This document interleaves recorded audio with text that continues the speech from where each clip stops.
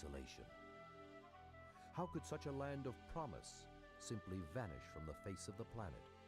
How could such prosperity be forgotten? The legend has been silenced for over 700 years. And now, the mystery unfolds.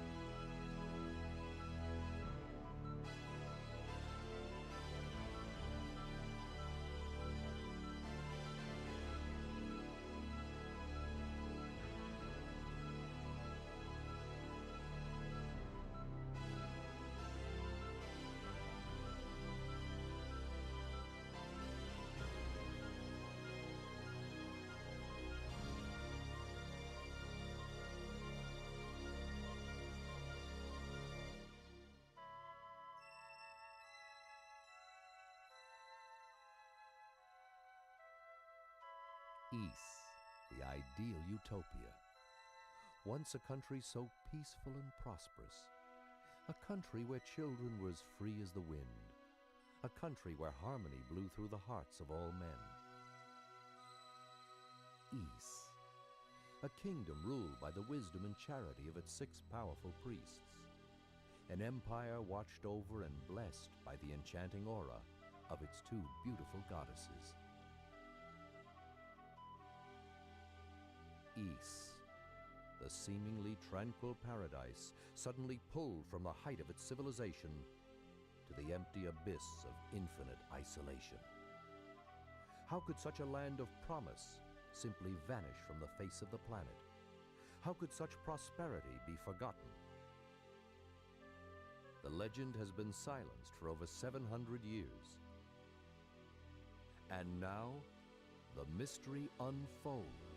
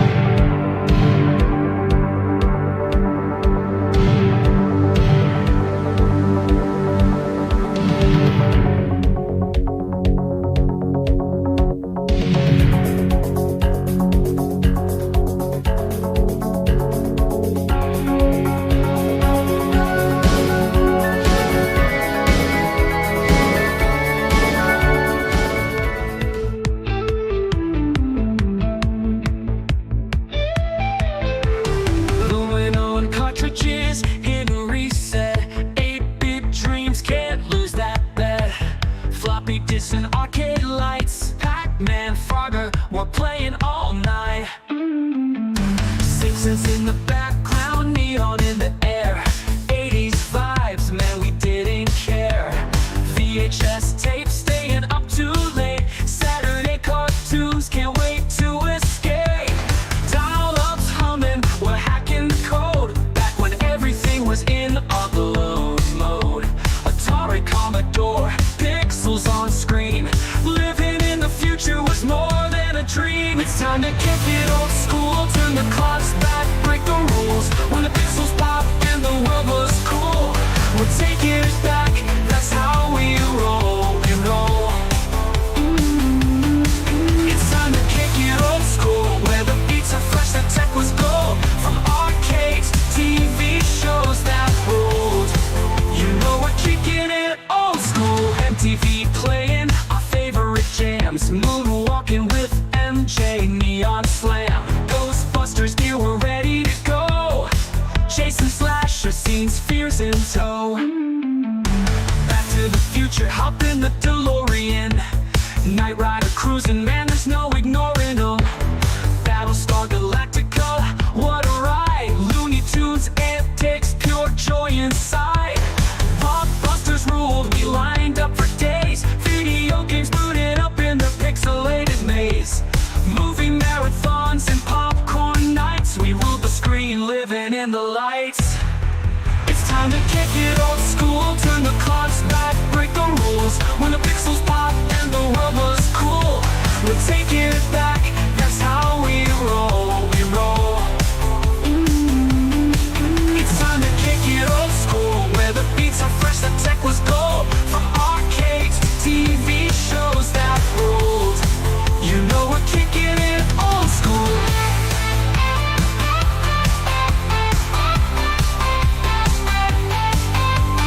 Grab your joystick, the game's about to start. A high-score world, now that's an art. We're cruising on hoverboards, living our dream.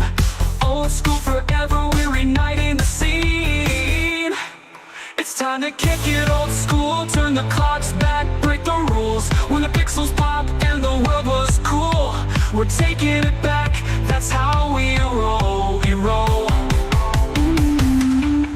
It's time to kick it old school, where the beats are fresh, the tech was gold. From arcades to TV shows that ruled.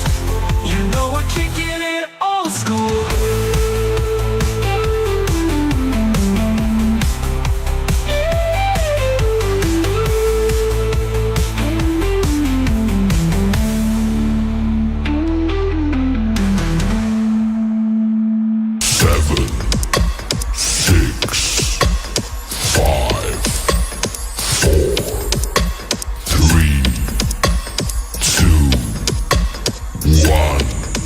Episode is brought to you by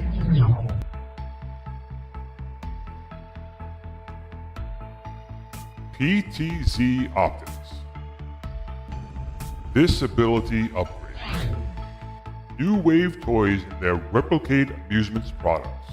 GG Retrobox. Get 3 to 5 games from your favorite series, consoles, and game genres delivered to your doorstep every month with GG Retrobox, the ultimate retro gaming subscription box for video game enthusiasts. Use code GRS15 at checkout to get 15% off your first box. And Boom shakalaka! Hey everybody, it's Tim Kitzer here, the voice of some of your favorite video games like NBA Jam and NFL Blitz. And I'm here to talk to you about Old School Gamer Magazine. It's the magazine for retro gaming, and it's exploding. Kaboom! Print issues come out every other month, and if you want to go green, digital options are available. Visit oldschoolgamer.com and subscribe now. That's oldschoolgamer.com. Boom shakalaka! Kaboom! And we're back once again on Friday, the beginning of the weekend, everyone. How we all doing?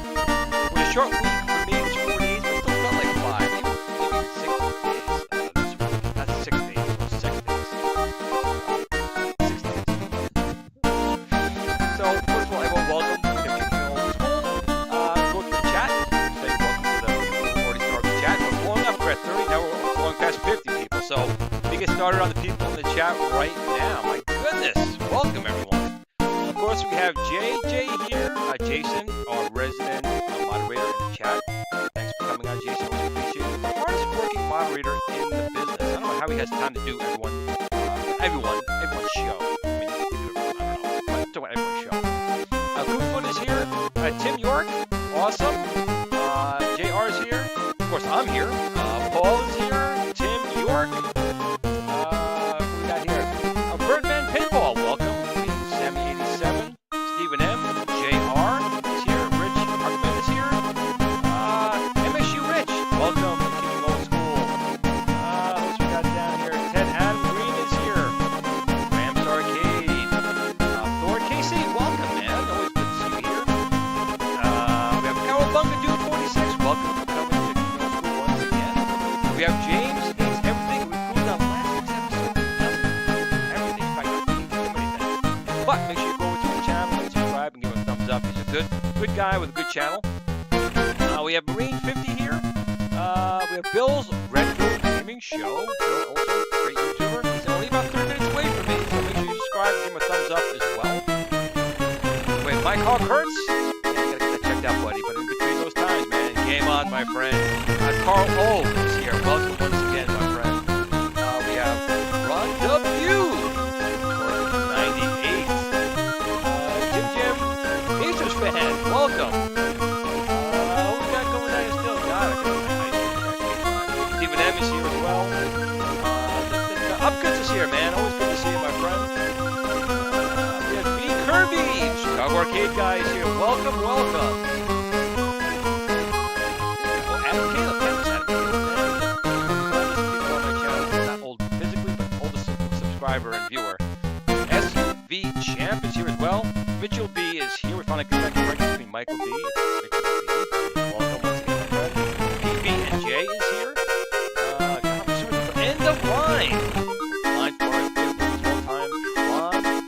Love that movie. In fact, I just spent a week watching it 2 times in a row. Season 1 and Season 2 of Uprising. When it first came out, okay. The more I watch it, the more I'm enjoying it.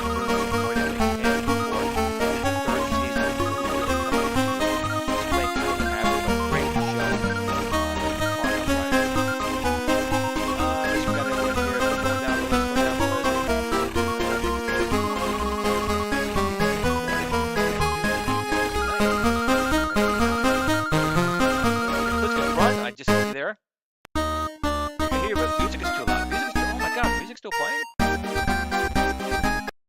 Man, I didn't realize that music was playing. I wish someone said that sooner. Sorry about that, guys. Turn off that music. I didn't even know it. See, remember, it's not Kickin'it Old Skool if there's some type of audio issue. Always have to have an audio issue. So I apologize to that. But hey, wouldn't be Kickin'it Old Skool without an audio issue. Let's see what we got down here. I think I've gotten everyone here. Chris Ford, welcome. Graphics Arcade, man. Welcome. Man, Astra Gaming is here. Going to the bottom. All right. Hobby Hands. Mobile Mutant. Okay, we're caught up. So I'm sorry about the Star Spangled Banner, I think was playing in the background there. Again, thought I had it all turned off, but it wouldn't be my show if it didn't have some kind of audio problems. But welcome, guys. I hope you guys had a good week. I have the same story every week. I work for a hospital system. It's healthcare. It was a hard, tough week, but, it's very rewarding. Making sure that people have what they need to help your family and friends who may be at the hospital, make sure they're getting taken care of right. So there's a lot of things we'll probably cover today, but I also really wanted to open up to you guys, almost like a chat session. So I'm going to do my best to look in the chat with my blind eyes for any questions you guys may have. Just put a couple asterisks and put your question after that, so I'll kind of grab that question to me, and we'll try and go over it. I will say there's one thing I did want to talk about, and I'll get started on that while maybe you guys are thinking of some questions. Oh, Michael B. the Game Genie joined. Oh, look at that. Michael B. the Game Genie. Got to get him up there. Boom. Actually, I have. But nude. Got to dance nude with the devil. What's the point, right? So glad Michael B. the Game Genie here. They're a Super Game Room dudes, and we're talking about this as well. Let me pull this up over here if I can find my thing here. Oh, I want the other one. I want this one. So, the Wonderland Amusements, they had posted a video here of their sub $1,000 arcade machine. I'm going to mute this for a second. And, I didn't know what to really expect. This was pointed out, by the way, on one of my channels. If you look on the left over his shoulder here, you got a bunch of New Wave toys. And it looks like there may be a GRS Build-A-Cade Donkey Kong to the left of that Coke machine. I'm not sure if that's one of mine. It could be. It sure looks like it could be, but I can't say for sure. But it does have a lot of New Wave toys, items, some signs. So kudos to him and enjoying the 1/6 scale. However, I want to go down a little bit here. So this is, again, if you're buying a GRS FU unit from Multicade and you want a nice pinball machine, this may be something you guys might be interested in. I know initially people were a little skeptical about this. They weren't really sure what it was going to possibly be here or how well it was going to turn out. But in looking at the machine, it doesn't look too bad. Now, this is uh, mostly 3D printed at this time, right? So this is not obviously the final unit, but at CES didn't even have that. So just looking at the play field and some of the gameplay, this could be kind of interesting. Um, it looks like they have a lot of good lights here, some good solenoids in it. So I want you guys' thoughts on this. Um, Again, physical pinball, it's obviously one machine, right? So I'm always been more the multi-cade person, hence the Build-A-Cade FU. And my 1/6 scale pinball, I wanted to possibly do, or even larger, would be a virtual pinball. But there's still something about mechanical pinballs, and this one does look pretty nice. And when you consider a Stern pinball could run you $10,000 or $6,000 or $4,000, it might be a bargain to get something along the lines of this if the quality is there. We all know, Stern Pinball makes really, really good items, but this is looking pretty promising for a early prototype. These are obviously a lot of 3D printed parts. You can see on this 3D printed. A lot of the items here are 3D printed, but I mean, I think overall this thing looks pretty neat. I know P-Dubs had a problem, or someone had a problem. I think it was P-Dubs had a problem with the Alice looking a little bit like a zombie over there. But here's some actual gameplay of it here. And again, this is a prototype, but it is a physical pinball. So if they can get this for under $1,000, I think that's actually pretty good. People need to realize that a physical pinball has so many parts, solenoids, uh, items that have to go into it. So I think if they could do it for under 1,000 and they hit the mark with this one, they may do pretty well with their the crowdfunding Kickstarter on this. I'm definitely interested. It's got my interest perked. Not that I have the room right now for this, but I just want you guys to know that this is something that's out there that you guys might really be interested in, and I think people might be surprised at how well this turns out. We obviously won't know until we actually see the machine and feel how it feels and the solenoids. But I think this is a pretty good showing for an early prototype unit. Make that screen a little bit smaller here. Leave that running for a little bit more down in the thing. So what are you guys thinking here? We got Mitchell B saying they have his attention. Mine too. Like I wasn't really thinking about it because I'm a virtual pinball guy. I'm fine with that. I think that pinballs are very expensive, but this one does have my interest perked. So again, they might have something here with this machine. I'll have to wait and see, really. Carl O is overall very interested as well. So again, if they can make a machine, again, physical pinball, the hardest thing is really the longevity, right? When you have a Stern pinball, obviously they're the oldest, most recognized name in pinball. Even they still have problems. I know when Kong's got his, he had a problem. I know Mike B, when he got his, had a problem. Everyone's had small problems. They've all been fixed. But physical pinball requires a lot of maintenance because it's physical. There's solenoids, there's parts that can break. Where virtual pinball, as long as your PC's running and your hard drive or SSD is running, you're good. But again, there's just something about physical pinball, like with a multi-cart, like my Atari 2600. I have a multi-cart. I have all the games on those cartridges, but there's still something about plugging the original cartridge in. There's no difference. It's physical cartridge with a multi-cart, but there's something with that name Indy 500 or Star Raiders, and you plug that in. There's something about it. So they might have something here if they can, in fact, manufacture it well. Might could be the game, Judy. I'm very optimistic after seeing this. Happy for the team and it's coming together. I am too. I mean, again, this is a prototype. You have to always take that with a grain of salt. There's a lot of 3D printed parts, but I do like the cards, the going up the ramp here. I really like this ramp with the cards going up and how the ball's going to go around. So maybe they'll have something here. We'll have to wait and see. It'll have to come once people start getting it in hand, how that will actually be. But I will say, I think they definitely got people's attention with it. We got, what is it? B. Kirby, the Chicago arcade guy. I prefer a real pinball. I'll buy it if the final product is good. And I think that's it. We'll definitely have to have some people before I actually would shell the money for this, or if I even do. Because again, I'm really a virtual pinball guy because I'm trying to clear space in the house. I have one bedroom I've got freed up, and I want to start putting stuff back in that bedroom. The basement, I'm trying to get this a little organized. You can see by all the cameras and stuff I have around here that there's still a lot going on here. Um, and I want to consolidate a little bit, but I have to admit, this does looks pretty cool. And with us retro gaming guys, if we get our interest perked, a lot of times the wallets do open up. So Wonderland Amusements, keep my eye, this one maybe on you and see what happens over there. And it looks like we just got a super chat from Hobby Hands. Let's pull this up here. Let me pull this screen out of the way for a second. Whoop, I always get my buttons wrong.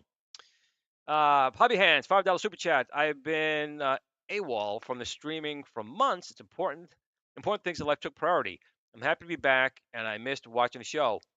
Happy to catch up. Hobby Hands, one thing you always know about me when I always say at the end of the show, it's great you guys are here. I mean, I'm very fortunate to have you guys coming every Friday and watching my channel, and I really appreciate it. But nothing takes precedence over family, friends, loved ones, and life. That's something that I definitely lost track of for a long time myself. I got kind of caught up in a lot of these things. But this past 10, 11 months, I've had a lot of time to reflect on certain things and mentally work on things in my head to really reprioritize a lot of things, which is why I'm really focusing more on certain things, people and family and friends, as well as still doing this, but understanding where priorities are. Living things always take priority. And Hobby Hands, I do appreciate that. We'll give you blue. Blue definitely appreciates that super chat, and we'll welcome back.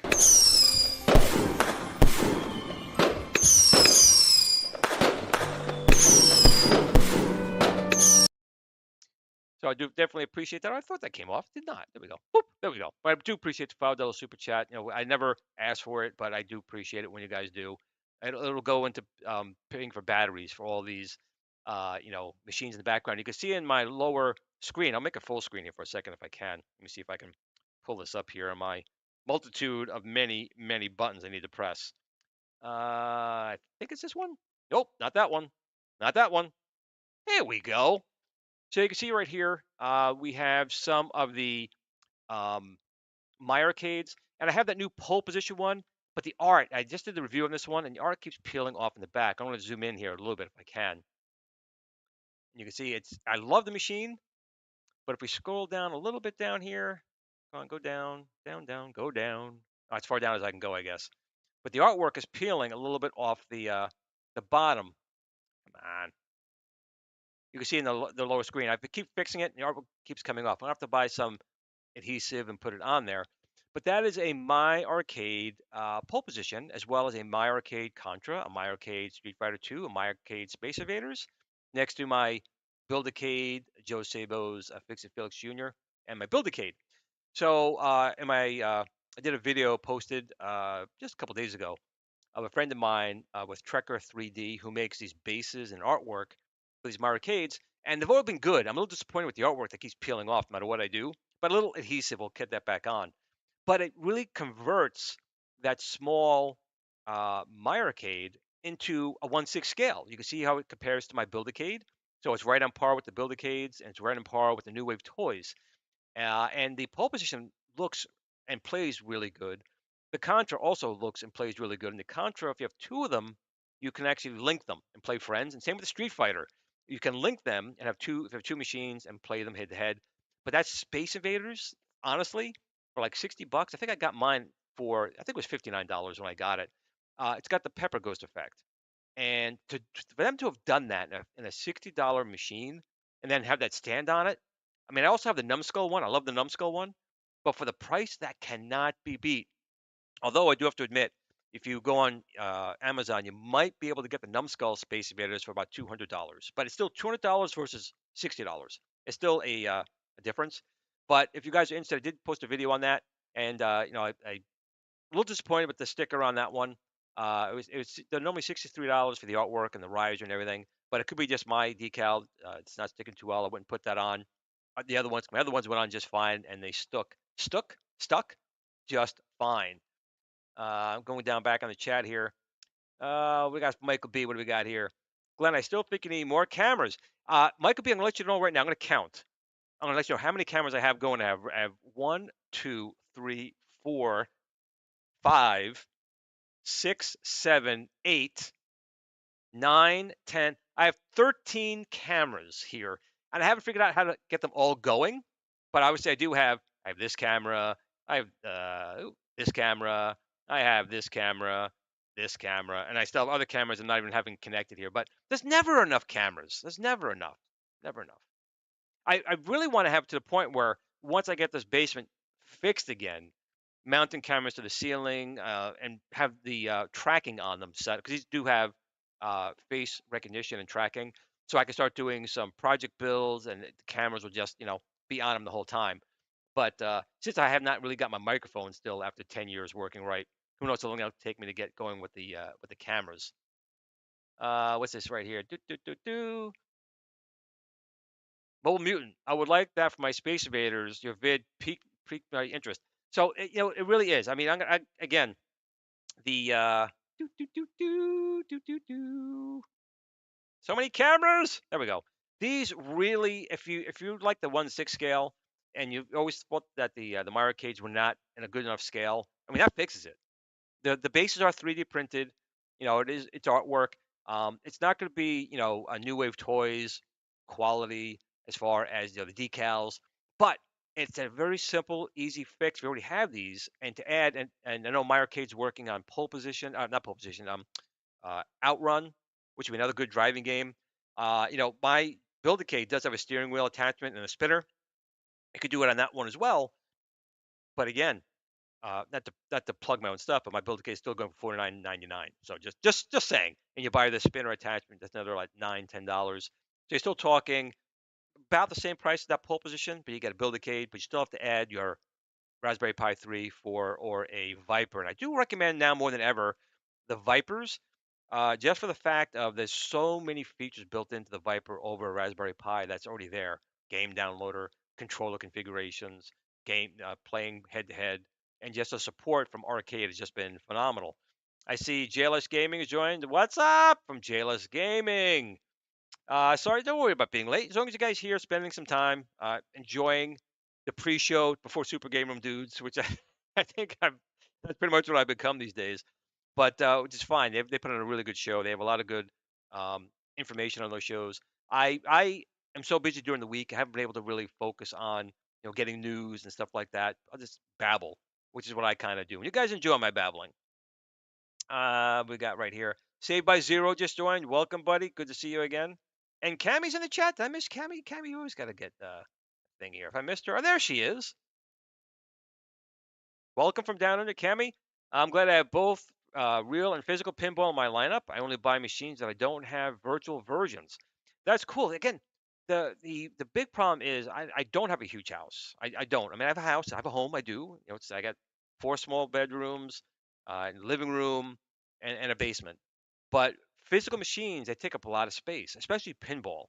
I do have the At Games Mini, which I would love to play, but I received that, and I don't know what it is with that machine. I've had it for better part of a year, year and a half, and I don't know what it is, but it stinks. I don't know if it's the glue. I've tried everything. I've Febrezed, I've taken it outside, I've sprayed it, I put in laundry softener things. It basically smells so toxic it makes me sick. So I had to put it in the box, and it's put away, unfortunately. And it's really, I hate that because there's some games I want to really play in that machine, and I can't. So I built my own. It's a virtual pinball without a box. It's just a monitor laying down with a monitor. I think it's a 32-inch and a 27-inch, but not a machine just yet. But I am planning at some point of doing a GRS virtual pinball. I've been working on the 1/6 scale one, which is we could do, but the reason for that to happen was 10,000 views in that video, and I still am not at 10,000 after like 10, 11 months. So I'm assuming maybe people really don't want that. So we're going to concentrate right now on the FU and the Build-A-Cade and some other products coming out like Paperboy controller or 720 controller and some other things we're still working on the back end. and working with our business partners, obviously, for things that they need. Falling behind in my chat here. Did my card did PK take an upper decker and it? You know what? It smells so bad. It makes me literally ill, and it takes a lot for me to get sick by smelling something.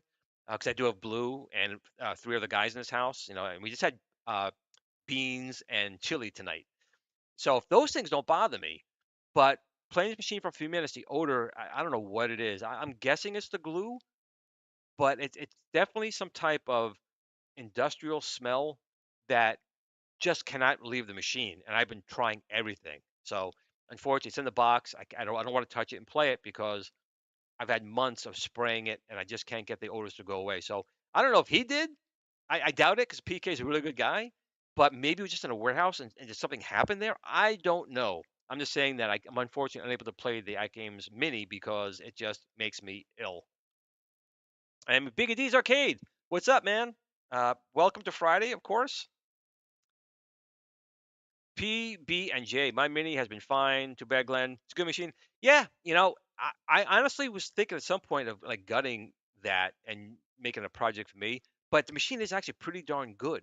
The games play on it fairly well. The packs download. The one thing I'm disappointed, maybe it's changed, but I haven't looked at it because it smells so bad and I can't touch it. Uh, Black Hole and Haunted House. Those are my favorite games, and they weren't available at the time because it wasn't the universal pack. They said it was going to work on that little one. So that was a big disappointment for me.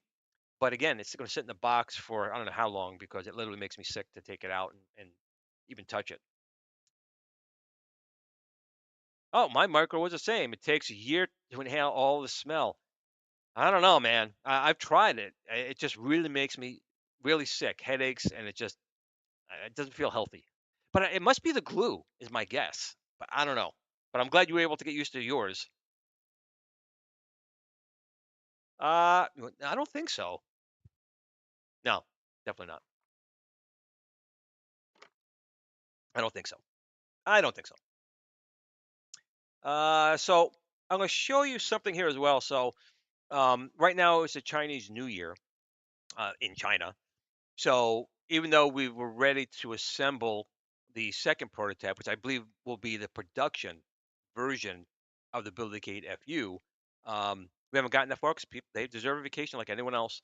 But I am going to show you something right here. So we're still figuring out, how to ship it, and this just give you a rough idea of one of the ways it could possibly go. This is a 5 shipment or 5 box transit. We would have the base of the unit, the ultimate control panel, all the electronics and joysticks and everything else, and then the 19-inch or the 26-inch displays box. It's really 4 boxes, I guess, because one would be the 19-inch box and one would be the 26-inch box. But this is one way we're trying to find to get the cost as low as we can, and the monitor sections would be completely assembled, whether you got the rotating or the Unico manual rotating. All that stuff would be assembled, and you can kind of see here as well the approximate weights of them all. So all the wood of the frame, you're talking about 53 kilograms. For the 26 Unico, you look at 30 kilograms. The 19-inch, you're looking at 43 kilograms. That's of course including a motor and the gearing to control that, and additional wood to control all that. All the parts, the metal connectors, screws, all those extra parts is about 8 kilograms. And then the ultimate control panel is around 7 kilograms. And I see Brooklyn Menace joined. Again, Brooklyn, man, one of these days we get some VR going, doing some VR golf. Um, I got you friended on there. But I admit, I'm not super knowledgeable on VR. I play my stuff. I'm not too knowledgeable on it. But in any case, right now, this is how we're looking at it. We're talking to multiple shipping partners to determine, again, it's got to get there safe. It can't be banged around, but we have to get the lowest cost without risking, stuff getting damaged along the way. And we're still talking to them on what size, what weight each box can be to get the cost as low as we can get it. Because I know that's a big concern for everyone. Therefore, it's a big concern for me. So I want to let you know this. We're taking it very serious. And as soon as the Chinese New Year is done and they come back to work, we will assemble the second prototype. And I believe it is going to be spot on. And if that's the case, we will have it shipped to the States. I will do a video of the assembly. We'll open up the pre-orders at that point. I would be ecstatic if we can get the shipping by July, August timeframe. Obviously, sooner would be better, but it's got to ship right. It's got to ship. Everything's working. Um, which again, I'm not worried about that. It's really just the wood. I got to make sure the wood fits properly and it's solid. Mrs. Kong's, I'm sure, is going to stand in it. I got to make sure it's going to hold up Mrs. Kong's and not split like a Tron from Arcade One Up did. And again, I know there was a lot of questions in the chat and other channels. It is wood. I was hoping to do like real wood, but there's a whole bunch of issues that comes along with that because I didn't realize that real wood requires different uh, certifications. But it is going to be 15 millimeter MDF, so standard T molding thickness. It's still going to be solid, solid. And we'll get this thing off the screen right here. If I can remember where it was, there we go. And look back down in the chat here. Da, da, da, da. Yeah, I still, to be quite honest, with VR, I really only use it to play Vader Immortal. I love Vader Immortal. It's not a long game, but it's phenomenal. And Iron Man, love Iron Man. And Space Pirates, I think it's called. It's a game where you just shoot these drones. That just came with it. Love those three games. It's great exercise too when you're moving around. It came with VR Golf, which honestly to me is boring as it's just boring. I'm not a golfer. Miniature golf might have more fun with the guys, but regular golf game to me is just boring. Not my thing. But I only have the MetaQuest 2. I don't have the augmented reality version. But I'll probably get one at some point. But I'll wait till the better one comes down because I want the thinner lenses. I want it to be nice. I'll wait till it goes down in price. The longer you wait, prices do go down. It's just the way things work. Unless the arcade one up, in which case it could be released like, and then 3 days later it could be 90% off. But sometimes you get what you pay for. Yes, actually, VR does work with X Arcade. Funny thing though, my link has yet to work. I got one of the first ones of the machines, and every time I try to use the link to install the VR arcade, it doesn't work. So I've still been working with the dev to find out why I can't get my link to work, because I am dying to try the X Arcade in VR. Obviously, I'm a more classic game guy, and I would like to try it out, but so far I cannot. Oh, there we go. Thank you, Brooklyn Menace. Space Pirate Trainer. That came with my set. Thanks, Brooklyn. And I absolutely love that game. And that's a really, really good exercise. I mean, you're moving up all over the place. It's a good shooting game. It really showcases, in my opinion, how well the hand controllers work, how the head tracks. I mean, it's so smooth. But then it still doesn't top Vader Immortal walking up to Darth Vader like this far from his face and just you're next to Darth Vader, or flying around as Iron Man. So VR, it's just funny how people are starting like now make it think like it's this big thing. It's already been a big thing.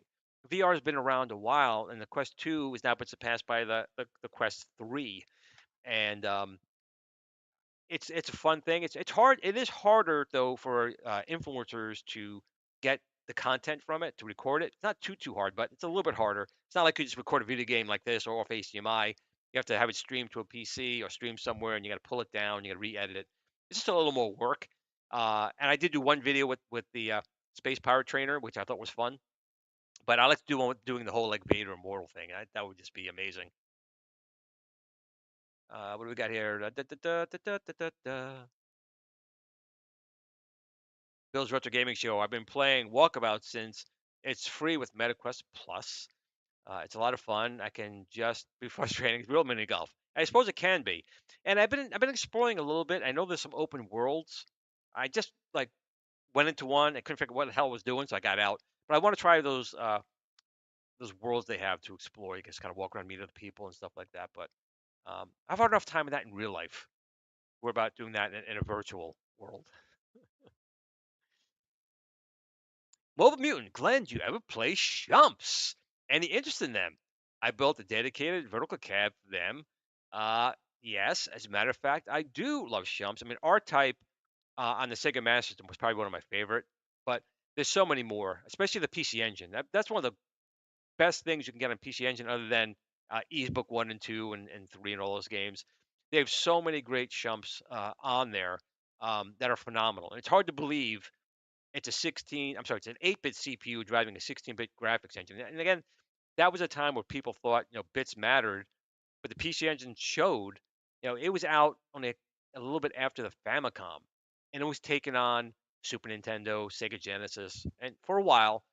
And I think they still would have held their own better if they got the better games from Japan, especially the CD-ROM games. There were so many great games released. But yeah, I do love shumps, and hence, hey, the Build-A-Cade comes with a vertical screen stock.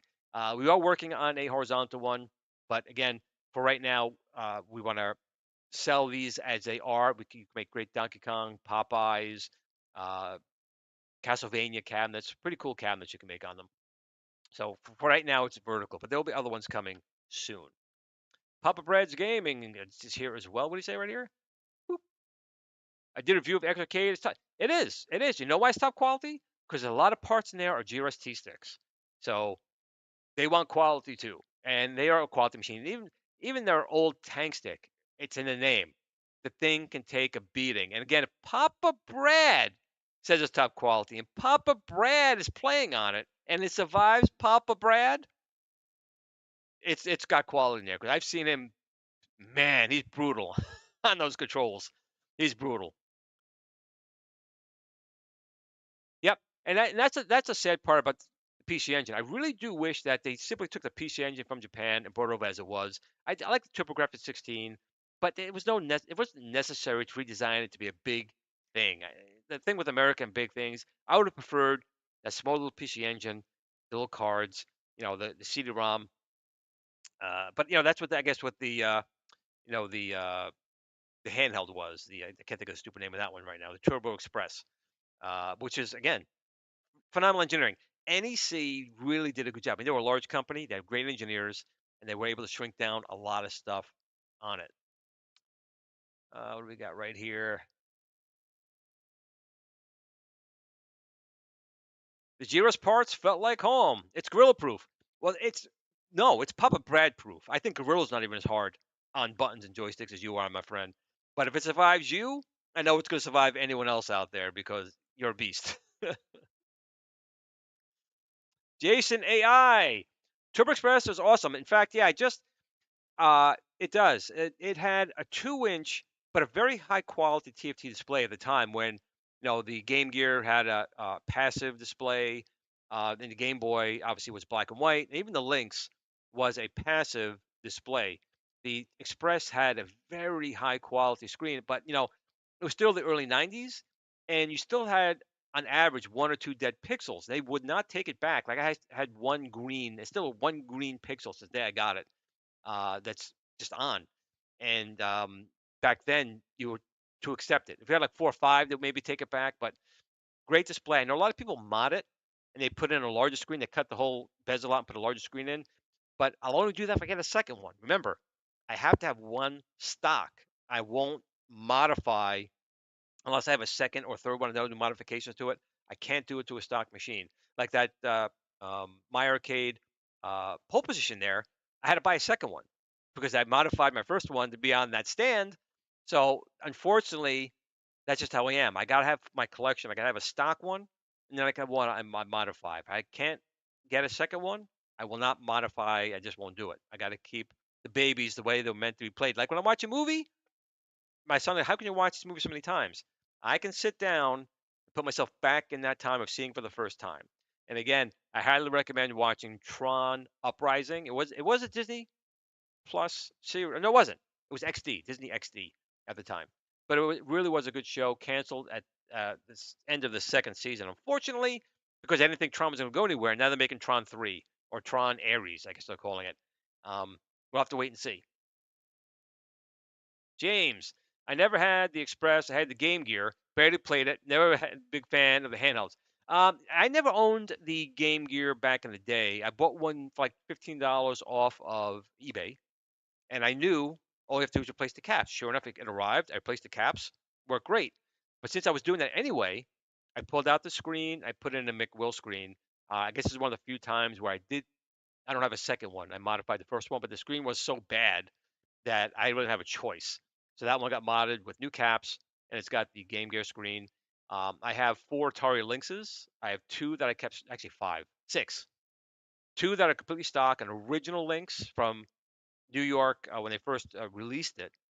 So it was a New York, pilot edition, if you will. And then I got a Lynx 2, and those are completely stock.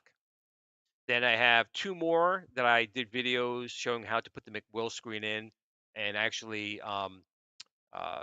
Retro Man Cave actually used that video for him to do his modifications.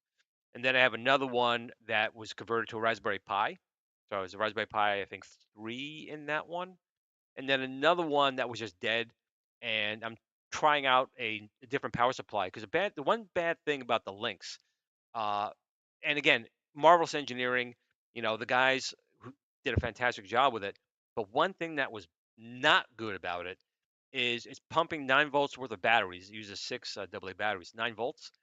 And if one resistor goes bad, it'll allow that full 9 volts because it has to downgrade it to 5 volts. So it'll let that full 9 volts into the custom chips and fry them. So I cut the lead of one, and I'm using a micro USB 5-volt adapter, and I want to put a small lithium battery in it. And if that works, the last thing I got to figure out is making the power switch work, because right now it's a soft on, soft off. But I worry, I think it's a Xeno diode. I forgot what it is, but there's a diode that goes bad. It will allow full 5 volts, and once that happens, they're fried. They're done. They can't take 9 volts. So that's a bad design. It should never allow, if that fails, it should just not power on. It shouldn't let the 9 volts go through. So far, I haven't blown any of them out, but if you have an Atari Lynx, you do want to look up, maybe go to console, I think console 99. It's been a while, and look up different repair kits for it. Maybe Jason know what I'm talking about. I think it's console 99 or console something, where they sell capacitors and resistors to repair the old machine. I know Cammy does. Cammy's a big Amiga fan. She's a 3DO fan, Atari Lynx fan. Same designers in there. We've had them on the show, and I'm gonna have them on the show again. And it's such a sad story about the Lynx, because before Atari bought it, they ended up selling it for, I think they were selling it for I think I paid $189 at launch time. But they were going to sell that Lynx for like almost $99 back in the day, take a loss on it. But they had a ton of developers all lined up because they had a great relationship with developers. Once Atari got the hands on it, all the developers went, not that finger though, it was the other one, and they all backed out. And all the parts suppliers, that was it. That was the two. The parts suppliers were going to give them good deals to make that Lynx at $99. Now, if it was $89 for a Game Boy and $99 for a Lynx back then, I think the Lynx and Atari would have been very different. And it's so sad.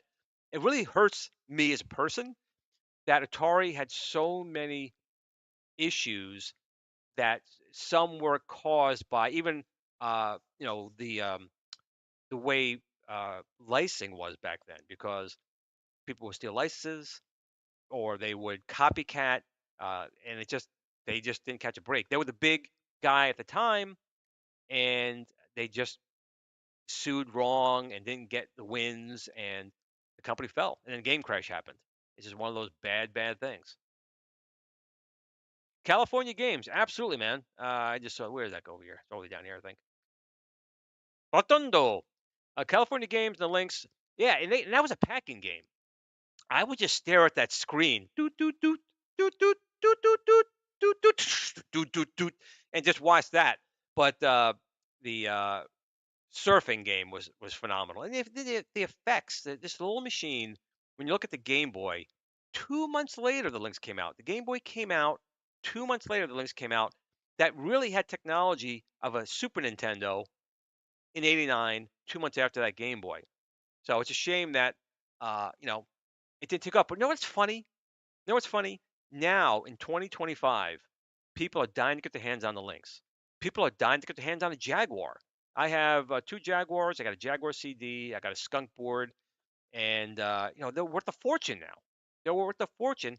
The Jaguar, again, it was a very complex system. It was probably as complex as the Sega Saturn, but there were a couple of glitches, I should say, in the die of the Tom chip, which of course Atari was rushing them to finish, so that caused some problems. And I know that Doom which was a PC, almost PC perfect port minus the sound, had come out. But if that bug wasn't in the chip, they would have made it like their Wolfenstein, which had even superior graphics and sound. And that would have been kind of cool if the Jaguar was able to do that when a PC couldn't do it at the time. It would have been pretty amazing. I got something here from Steven on what do we got here.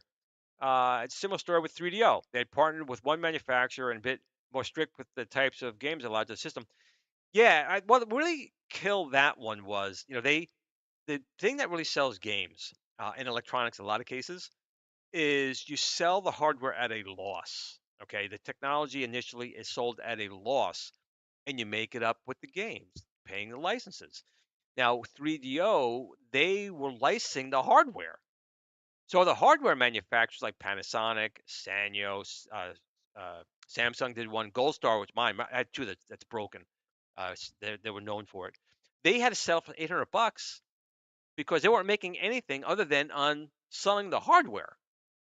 But they had a very good, inexpensive. I think it was like $3 a license. So 3DO was very inexpensive with the license. That's why so many games came out for it. But there was no copy protection.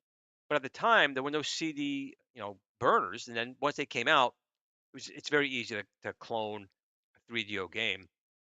But my Gold Star has not been working in 10 years. I fixed it twice. It's something to do with the CD mechanism. And to get an ODE, the emulator for the CD-ROM using an SD card is very expensive to the point where, you know what, I'll just play it on a Viper or a Pi or a PC.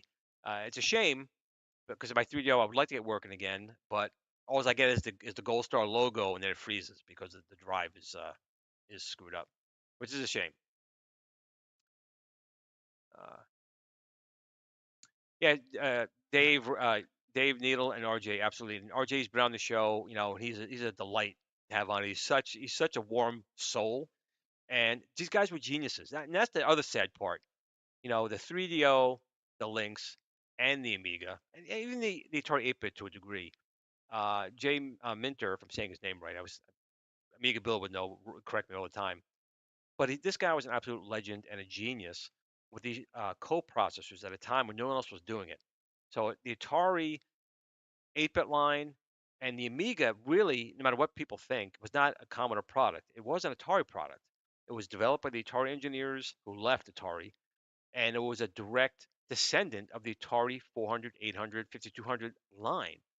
And it was amazing technology that was so many years ahead. And of course, Commodore, being the shit company that they were, and I'm sorry they were, didn't let it continue. If the Amiga was allowed to continue generationally, like any other company, the Amiga would probably be the dominant force today because it had the best operating system. Was the first real multitasking operating system. It had the blitter. It had the most amazing graphics of the time. It had the most amazing sound at the time. It had a Zorro bus, which was basically a plug and play. You didn't have to configure anything with PCs, still had to do dip switches, just drop them in. There were just so many things about the Amiga that was so far ahead, and Commodore let it falter. Me personally, I think if Atari had held on to them, I think they've done better because at least the Atari ST constantly added the blitter. They added this. They kept adding things generationally. It still wasn't always powerful or too late compared to the Amiga. But if Atari had the Amiga at the time, I think they would have got more into business, definitely into video, desktop video, and really cemented that. And possibly, since Atari was doing MIDI with the ST, got the music industry as well. So if you had gotten the video and audio industry, the Amiga would be here to this very day. And there was a thing called the Amiga Ranger. That was really the next chipset that Minter had designed that would have blown even the Amiga away. But Commodore didn't want to do it because it was a little expensive. The memory it needed was at the time was expensive. And that was probably the biggest killer of machines back then was the RAM to support the graphic modes and things along those lines. But if the Ranger had come out, it would have been, I think, PowerPC based. It actually would have been powerful enough to emulate the Amiga because it was a different chipset design, but it would definitely put itself in a compatibility mode with the Amiga. But again, just look at Babylon 5, Sequest, so many shows back in the early 90s that only Amiga made possible. And it's a shame. It kills me every day when I see Macintosh and PC being what they are today which they raped and pillaged the technology of the Amiga when they went under, when Gateway got rid of it and Oscom got rid of it. They all bought up the licenses for the Zorro technology and the Blitter technology and all these other things. And now you're using a PC, not realizing it's off the soul of the Amiga. There's my Amiga rant. I always have to Amiga rant once in a while. Thor KC. I didn't own an Amiga, but I learned to use the video toaster on the Amiga system at a local public access TV station. The toaster, again, was another piece of technology that was so far ahead. I mean, all of us influencers today, desktop video, desktop publishing, trace yourself back to that video toaster. Now, the Amiga was doing it already with Genlocks and software, but that video toaster really took it to a level so far beyond. And I was an idiot because I went to one of the World of Amiga shows in New York, and I was going to buy a video toaster, but I saw this other thing called Opal Vision. Now, the video toaster was analog. It wasn't digital, where the Opal Vision was all RGB digital. Like, oh, you go do the same thing? I'm buying that. Yeah, they never did it. I blew like the same amount of money on it for a board that played Karateka, a karate game, and it was not used good for anything else. So I was quite pissed off about that. But to people who use a toaster, phenomenal system. Amiga could easily have been what Apple eventually became. And to be honest, I think if the Amiga was around when Apple was hurting in the early 90s, I think Apple may have faded away to obscurity even more so, or gone out altogether, and the Commodore would have really flourished. It's a shame. It's a shame. It's same. Remember, I say this all the time. Just because you have the most powerful hardware doesn't mean yours is going to be the one that wins. And historically, until the GRS Build-A-Cade FU, obviously, it doesn't work that way. Generally, the least powerful one with the most support does it. But the GRS Build-A-Cade FU is going to prove everyone wrong, being the most powerful, the best in the business, and it's going to take the world by storm. What do we got right here? Well, here's another thing too. I've been wanting to do a video about this, Mobile Mutant, so I'm glad you brought that up. So it's very funny that the Game Boy was tiny. It was the biggest thing. It was $89, black and white, fits in your pocket. It was a tiny little thing, but the Lynx was like this big, and then eventually got to be that big, but it was larger. And people were like, I don't want large, I want the small one. Now you got these handheld game systems. You got the Switch. You got the Steam Deck. You're walking around like this, but that's okay nowadays because it's a big, huge thing. The Lynx wasn't that big. It had a bigger screen, but it wasn't like walking around. I mean, what the hell's with people walk around like this? Now it's okay. I don't get it. I don't get it. You can't put that Switch. You can't put that Steam Deck in your back pocket like they did with the Game Boy. Don't get it. What do I know?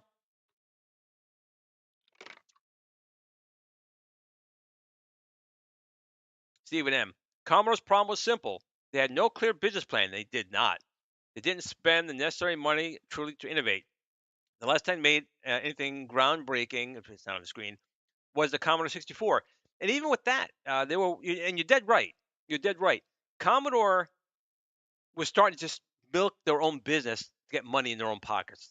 They weren't reinventing in there. They had the Commodore 64. They worked on the Commodore 65, which would have been a very, very powerful 8-bit system. But of course, when the Amiga came on, they decided that made sense. Why release something almost as powerful as the Amiga? Just release the Amiga. But they never allowed the chipset. The original OCS chipset was very powerful in 1987. Look at, actually, 1985. I take that back, 1985. The Mac, it came out in 84. It was black and white, 12-inch screen, and it was single tasking, and it was slow as dog. The Amiga, a year later, was multitasking, 4,000 colors, digital sound. It was a dream. And they never improved it. They kept that literally almost until the machine died. They came up with the AGA chipset, which was a little, but at the time, other machines were doing what the AGA chipset was. The AAA chipset, or even the Ranger chipset, would have leapfrogged them all. So Commodore did it to himself, but they killed, and there's still a huge fan base for all these things. The Lynx, the 3DO, but the Amiga's got a fan base that's almost religious. You got to be careful what you say in those groups. They'll come after you. Yeah, and that was a slogan of theirs, wasn't it? are you keeping up with Commodore? Because Commodore's keeping up with you. That was a big slogan of theirs, and they most certainly lied. You're absolutely right, Hobby Hands. They were not keeping up. They were not. And it's sad because they could have owned the market. And when you really think about it, when the computer age started, it was Apple, it was TRS-80, Radio Shack, and it was Commodore. They were the Trinity. They were the first one. The original Apple, the Commodore PET, and the TRS-80 or Trash 80. They're the ones that started the whole industry. Apple is the only one that survived. IBM, its clones are here, but IBM's out of it as well. They're gone. Atari, and I don't know if you guys even knew this, that when the IBM PC was being thought about, right? Because they were behind the curve. They had to get to market quick. I don't know if you guys knew this, but IBM was okay, maybe that close, not that close. They were that close to buying Atari. They were buying Atari to release the 8-bit line as IBM PCs. That close. Then they said, no, we'll make our own, we'll do our own. But imagine now if IBM had bought Atari, probably they would have bought the computer division, maybe left the game division alone. But that was a possibility in some alternate reality, in some multiverse. Maybe IBM is still out there making the best PCs using J Minter's, co-processor chipset line generationally and improving. And that's another thing too. The people forget a lot about the Atari 8-bits. They're phenomenal, powerful machines that were released in '79, and they would still hold their own easily to a 1982 Commodore 64. Sound and definitely video. Video was still superior on the Atari. The SID chip on the Commodore and the Poki on the Atari, there's a 3-year, 4-year difference between them. That's up to debate on which one was actually better. But it's just truth. It's truth, I tell you. Spent so many school nights trying to see what my friends and I could make on our Commodore 64s do. For me, once I got the terminal program, my TI-994A, my speed synthesizer, it was just making a curse. All my friends became over to have my TI swear. Because the emulator was for dial-up mode, we call it CompuServe. You could have it read what was on the screen. If you had to walk away, read the charts or whatever, or you could just type in and it would just repeat whatever you said, and we would make it say some crazy things back in the day. I mean, it's almost like watching Blazing Saddles and the Bean Scene. Tears coming down our eyes. We were crying so hard back then. Oh goodness. Oh, we have Gregory here, man. Welcome, welcome, welcome. Good to see you. Catching and starting off your weekend right. Kicking It Old Skool. Only got a couple minutes left on the show, but what was this here? You know what? There are so many different things for the 500. I know the Mister definitely has a 500 core. I'm gonna be honest. I know a lot of people like FPGA to emulate whole machines. I'm not a fan of that. I'm fine emulating on a PC, a Viper, a Raspberry Pi, whatever. I'm fine. I rather would see FPGA recreated of the chips in those machines, right? If you're just FPGAing the whole machine, I'd rather just use the emulator anyway. I think that I can't really tell the difference. But if I have like my Bally Astrocade, which has custom chips that burn out, or I have a Denise or CIA chip and an Amiga burn out, I would like to have a small FPGA chip to replace that chip and keep the machine going. Again, that's just my opinion. I know a lot of people have different things about the Mister project and all those things. I know they love it. To me, I don't really see any difference between emulating and that. People say, well, it's clocks accurate. I can't tell that. I sit down, I play it, and I use it. That's it. I don't need cycle accurate. As long as it does what I roughly expect it to do, I'm fine. And emulators are free, and the Mister is a lot more expensive. But if I do have an old machine, especially machines that are infamous for issues like the Bally Astrocade or the CIA chips and the Amigas, I would like to see inexpensive FPGA chips, and they're starting to do that. Like for the ColecoVision or the TI-994A, the video processor in there does sometimes go bad. And they especially don't have HDMI out. They now make they use a Pico, one of the little Pi Picos, and you can drop it in, and it's going to emulate that and enhance it. Right, you can keep the regular modes or enhance it, and it's inexpensive as well. It's like $25. So that's my personal take on it. I definitely love FPGA. I do. And I do think that for arcade machines and even for consoles, I think there's a place for it.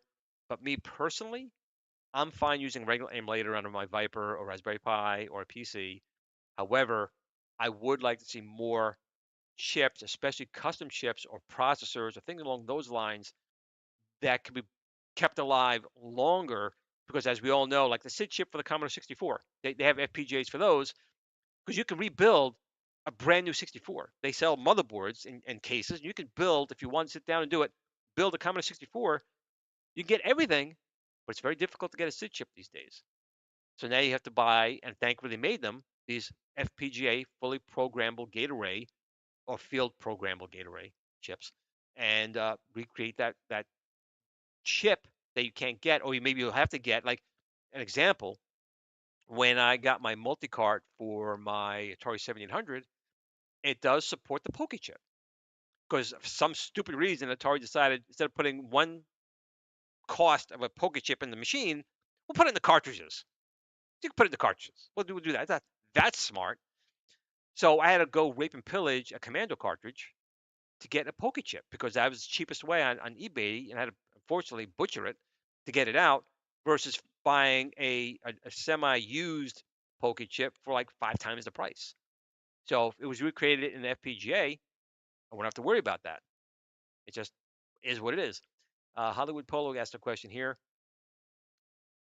What's my thoughts on the new black belt Zakura pinball table just released on Steam? I actually don't know because I don't go on Steam that often. I am more of a classic gamer. The only time I've gone on Steam was to get a couple of games to test on my joysticks, like my Star Wars Yoke for Star Wars games, or my Ikari sticks for that. I don't really go on Steam that much. I'm a classic gamer. Games of the modern era just really don't do it for me. I guess. I like the old stuff. 2 or 3 buttons tops. Once you start getting into all these things, unless it's Resident Evil or a couple of games on 3DO that I really did enjoy. But outside of that, I'm not big on them. So I don't know because I haven't really been on there. So my opinion is I don't know. All right, one more question here. What's this? Yeah, I had the TI-9 voice simulator. It's friggin' funny. What I'm gonna do is Super Gamer Dudes will be kicking out in a minute, and I want to make sure I tell you guys again. Listen, we're having a great time. It's all fun, but definitely let your family and friends know, especially people they've hurt in the past. Let them know how much you care. Let them how much if you made a mistake. Let them know you made a mistake because people do that all the time. You're human, right? You're human. But just let them know because tomorrow is never promised. You could be here today, tomorrow, and not tomorrow. So they could be here today, not tomorrow. And just make sure people know that you care. Now, with that said, I'm going to end the show a little bit differently today. I'm going to end this on I had it on my channel a couple of times before, but you guys may not have heard it. It was called the MAME song, and I think it's great. So before you go to Super Gamer Dudes, you may want to watch this and listen to it. But in between that, I want to thank you all for again joining. I'm hoping in the next week or two I'll have more information on the FU I can really share with you guys and maybe have the machine built and you guys can really see it. But in between now and then, I wish you all the best. Have a great weekend. I love all of you. And let's hear the MAME song. Game on!